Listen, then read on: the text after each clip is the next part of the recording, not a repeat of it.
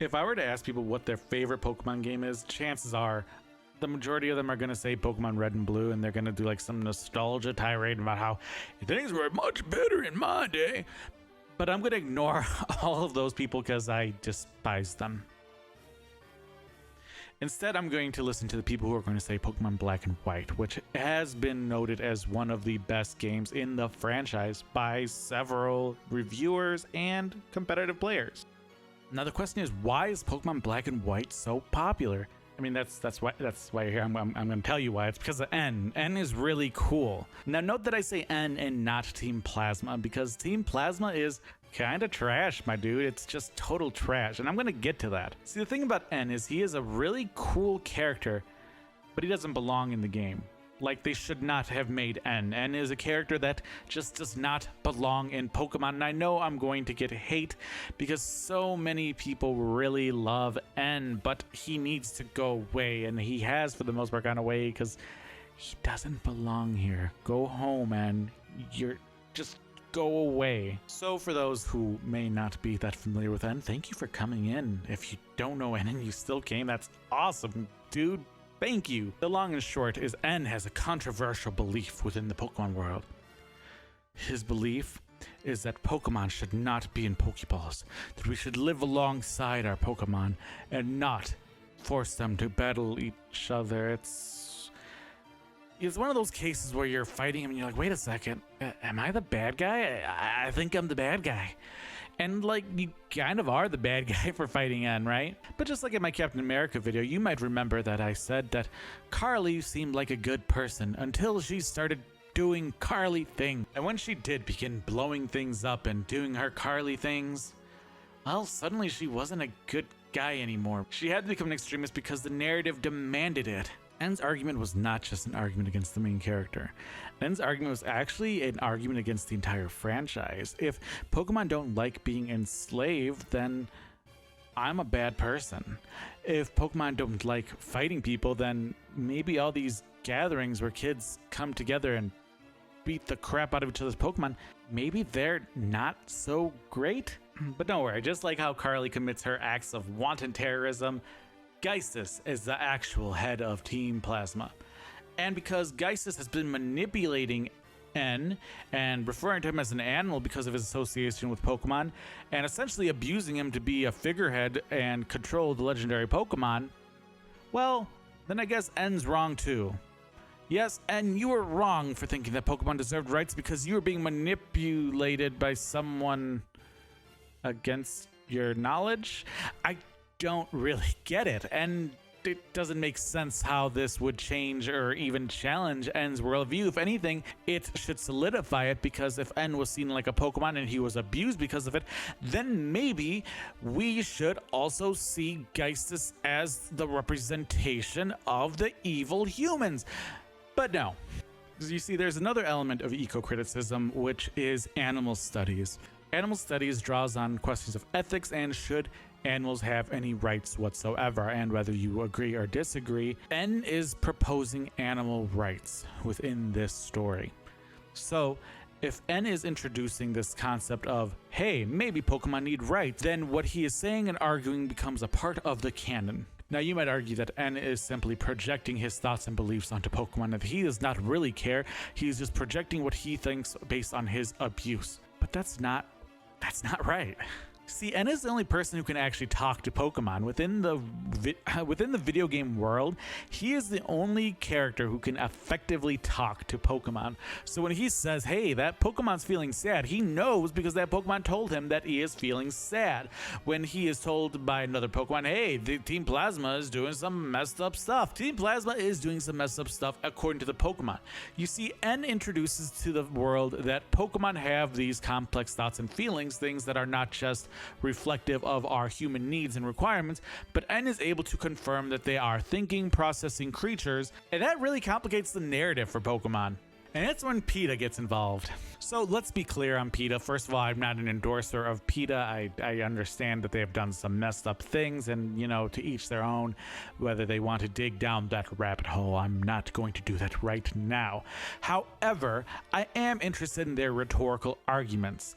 And what is their rhetorical argument regarding Pokemon? Well, it should be non-surprising to anyone who grew up in the 90s, hearing the jokes that Pokemon was essentially dogfighting, even though literally it's not dogfighting whatsoever, but I digress. Regardless, PETA was able to, in 2012, introduce the game Pokemon Black and Blue. And Pokemon Black and Blue is essentially a Pikachu has been abused, and he decides to beat the ever-living daylights out of and probably kill a bunch of professors and team up with other abused Pokemon, and they just kind of run a havoc and free and liberate one another. And in PETA's website, they mentioned the fact that they were inspired by N, who they would have joined. They would have joined the terrorist group of Team Plasma because they believe in liberation and truth. And I don't blame them, because the problem with Pokemon Black and White is that N is a good villain in a franchise he does not belong in. You see, N has come out about 14 years after Pokemon has been around. And the main conflict, nay, the only conflict resolution in this game has been Pokemon battling. So that brings us to the case of ludonarrative dissonance. What is ludonarrative dissonance? Well, I'm glad that you asked, imaginary person I'm bouncing things off of. See, Clint Hawking, who is a game designer and developer, made this blog post in 2007 where he tokened the term ludonarrative dissonance. And ludonarrative dissonance is basically when there is a game and there is a story. At some point, the game and the story begin to conflict with one another. I am not able as my character to enact my story, and the story is sometimes in the way of the gameplay. Sometimes gameplay has to be ignored so that the story can continue, yada yada yada. Essentially, the two aren't able to coordinate with one another. Now, when Clint Hawking introduced this, it is somewhat different than how it is seen today. Clint Hawking was referring to Uncharted, and now you play the funny and charming Nathan Drake who kills hundreds of people over the course of his video game, and he smiles and he quips, and yet we're supposed to believe he is not a sociopath. And here's the thing though, whereas that was mostly a gameplay affecting our beliefs and how we viewed the character, I get it. I played a Lara Croft game and I was off put one time when I saw her quipping about murdering people. This was before she was rebooted into the current cool Lara Croft. But regardless, the point is that the only conflict resolution inside the world of Pokemon is Pokebattling. That means that N, when he challenges your beliefs, he does it through Pokemon battling, which goes against his own beliefs. There's this thought and philosophy that the oppressed cannot defeat the oppressor by using the oppressor's weapons. And whether you believe or disbelieve that, the point is very clear within Pokemon. There is no way that he can beat this system while showing that he is good at being powerful within this system. It's just not possible. Regardless, the story ends when you finally beat N for the umpteenth time, and after you beat him, he goes, "Wow, your Pokemon sure beat the shit out of my Pokemon." And you know what? I learned my lesson. I learned that your Pokemon are so good at beating people up for you that maybe Pokemon like to fight. Maybe it's something they think is real cool. Maybe they like to beat each other up. N is compromised morally. He does not necessarily denounce his beliefs, but he denounces his journey. He denounces his journey of liberating Pokemon, and he rides off on his legendary Pokemon, never to be seen again. I guess he's seen in some other games, but I really don't care about them. N has left a lasting impression on Pokemon. Even if he leaves, he has introduced the concept. He has introduced the threat that there is a different thought process in the world, that this is not a world where it is inherent that Pokemon must fight each other. There is a possibility to challenge this thought process. Because you see, when N flies off, the player is left to enjoy the end game of Pokemon. And what is the end game of Pokemon? Well, it involves breeding Pokemon and throwing out the rejects and making sure that you can create and cultivate the strongest Pokemon in the world to fight and battle people.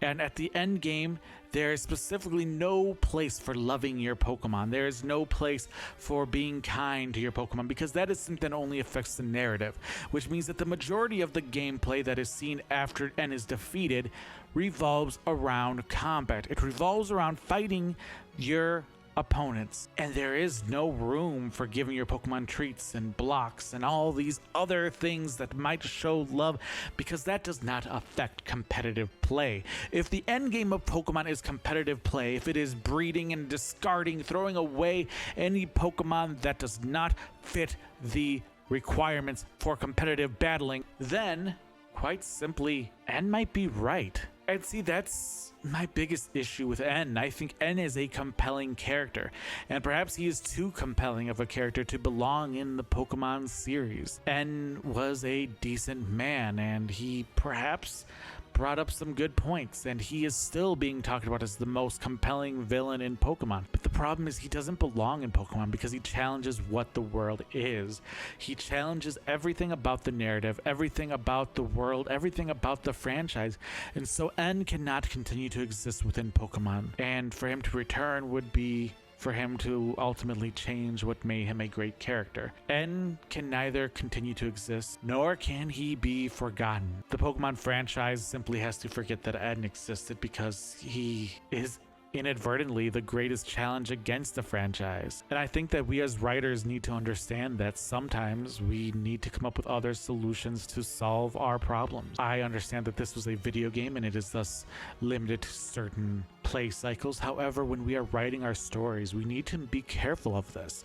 We need to be careful that we are not ending a story with a combat, with a big punch to the guy's face. We need to make sure that when we introduce a villain that can preach eugenics and commit eugenics at the snap of his fingers, that he is not left defeated only with an axe, but that he is rhetorically defeated, that his beliefs are defeated. Yeah, I mean, I totally went there. I mean, I don't know who you're talking about. Who did I just talk? I'm not talking about any villain in particular. I'm just saying that would be a bad narrative idea. But I do truly believe that there's something we can learn from N, and the response to there is a difference between a good villain and a good villain for your story. There's a difference between a good conflict resolution and a good conflict resolution for your story. And I think it's important that we understand what we are doing when we are creating our antagonist and when we are uncreating our antagonists. Both of these things play into one another, and we need to be careful what we do when we create these stories, because ultimately everything in our stories does carry some message. And I'm not saying that we should be bogged down by this to the point where we're unable to create good stories, but I do think that it warrants some thought and some consideration. So in any case, thank you guys again. Make sure you subscribe, make sure you leave a comment, because I want you to know, if you leave a comment, I will Pokebattle you in the comment section, and I will defeat you not rhetorically, but with my army of Eevees. Till next time, see y'all later.